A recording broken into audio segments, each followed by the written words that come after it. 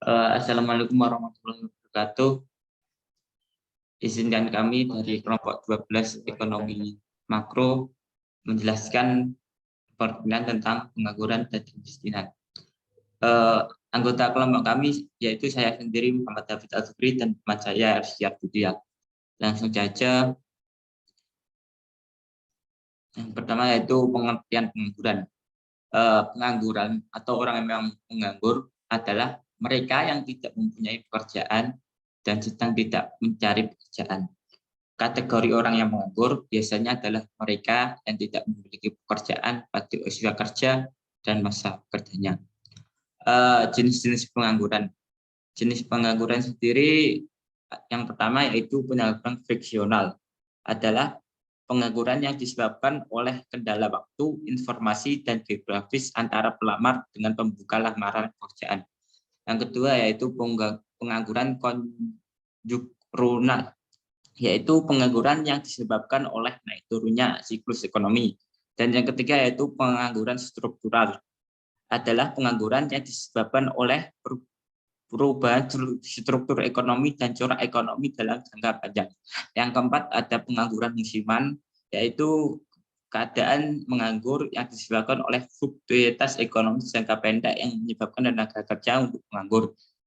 Selanjutnya yaitu pengangguran siklikal, adalah pengangguran yang menganggur akibat imbas antar naik turun siklus ekonomi sehingga permintaan tenaga kerja lebih rendah daripada penawaran kerja.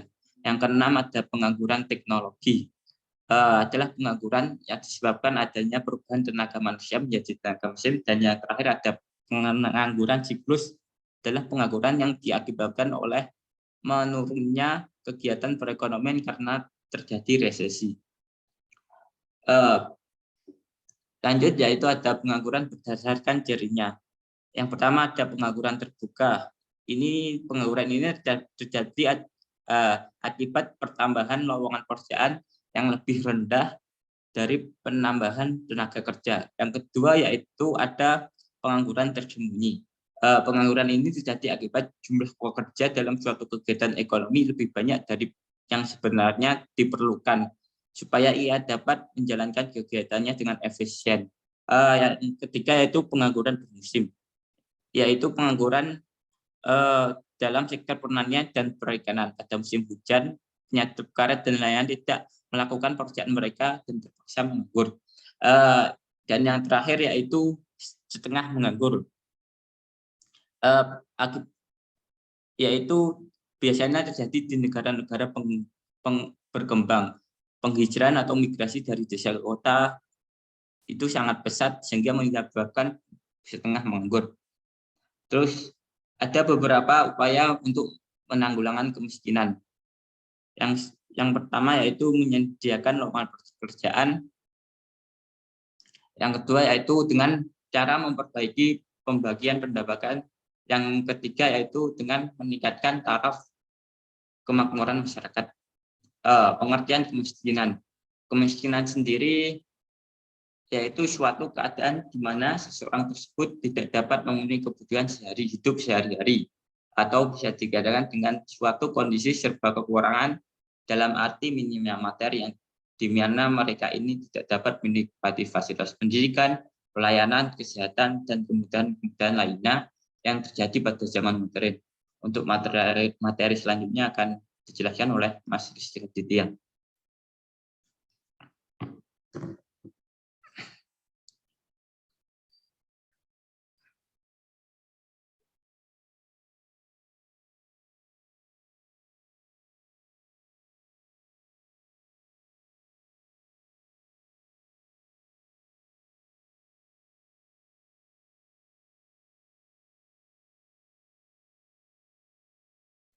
Baik, materi selanjutnya yaitu upaya penanggulangan kemiskinan. Adapun 3 cara dalam upaya penanggulangan kemiskinan. Yang pertama yaitu menyediakan lowongan pekerjaan.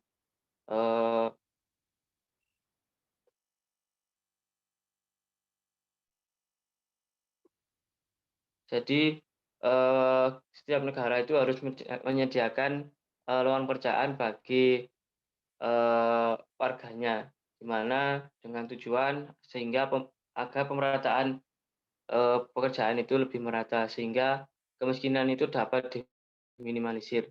Yang kedua yaitu memperbaiki pembagian pendapatan. Adapun cara untuk memperbaiki pembagian pendapatan diantaranya seperti perluasan kesempatan kerja dan berusaha dilakukan melalui bantuan dana stimulus untuk modal usaha.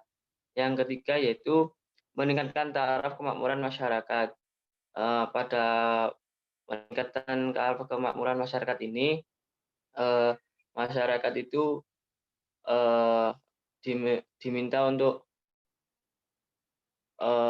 diberikan pelayanan gratis, misalnya seperti bimbingan gratis, seperti penugasan program belajar dengan tahun, termasuk tunjangan bagi murid yang kurang mampu.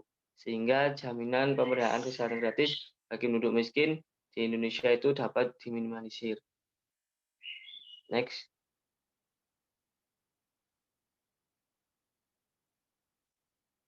Berikutnya yaitu penyebab kemiskinan. Ada beberapa faktor yang menyebabkan kemiskinan itu dapat terjadi. Di antaranya yaitu satu, kurangnya lapangan pekerjaan yang tersedia. Yang kedua yaitu tidak meratanya pendapatan penduduk. Yang ketiga, tingkat pendidikan masyarakat yang masih rendah. Yang keempat yaitu menurunnya pendapatan per kapita suatu negara. Yang kelima yaitu menurunnya minat produktivitas dan kerja masyarakat. Yang keenam yaitu gaya kehidupan yang tinggi. Dan yang ketujuh yaitu kurang dari pemerintah itu sendiri. Next.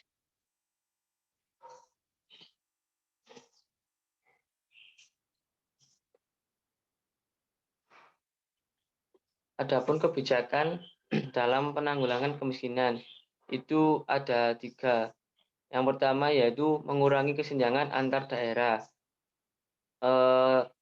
Dalam mengurangi kesenjangan antar daerah ini yaitu menyediakan sarana prasarana irigasi, air bersih dan sanitasi dasar terutama daerah-daerah langka yang dari sumber air.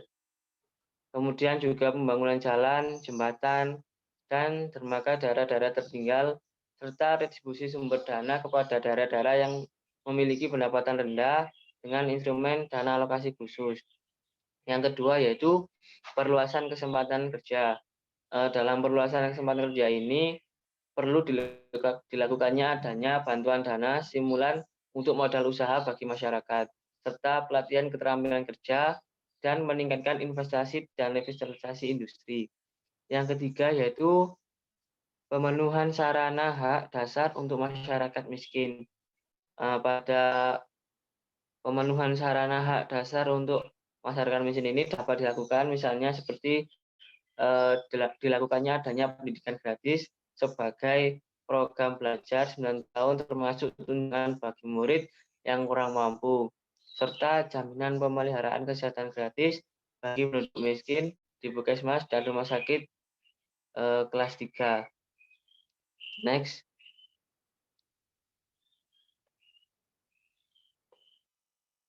Selanjutnya yaitu dampak pengangguran. Adapun dampak pengangguran diantaranya yaitu 1.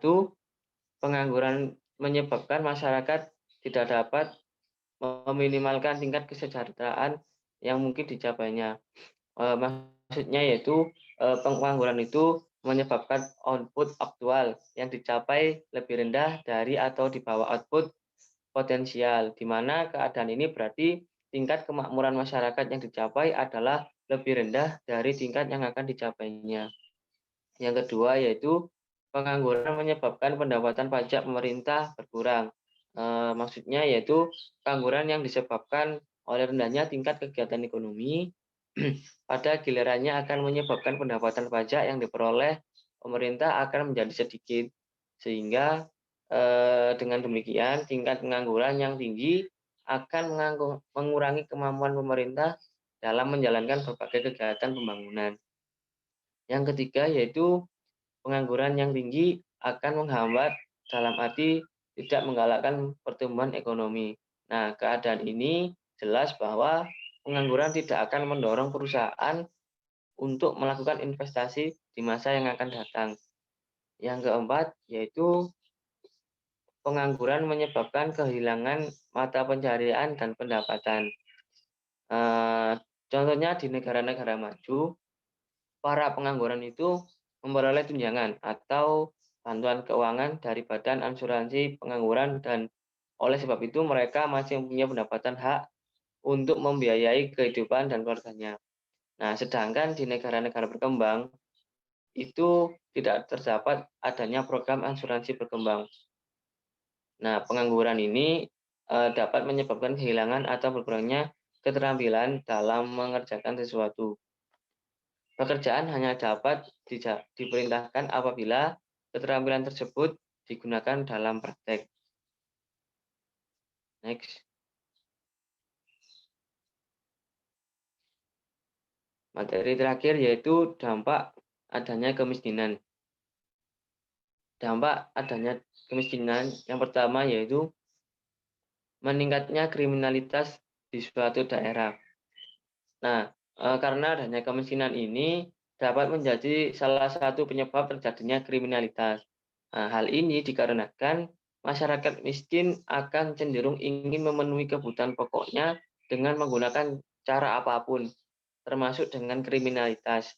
Beberapa bentuk kriminalitas yang dapat dilakukan oleh seorang individu misalnya seperti penipuan, pencurian, perampokan, serta pembunuhan. Yang kedua yaitu angka kematian meningkat. Nah, masyarakat miskin yang tidak mampu memenuhi kebutuhan pokoknya akan kesulitan untuk mendapatkan akses kesehatan yang memadai untuk dirinya dan keluarganya.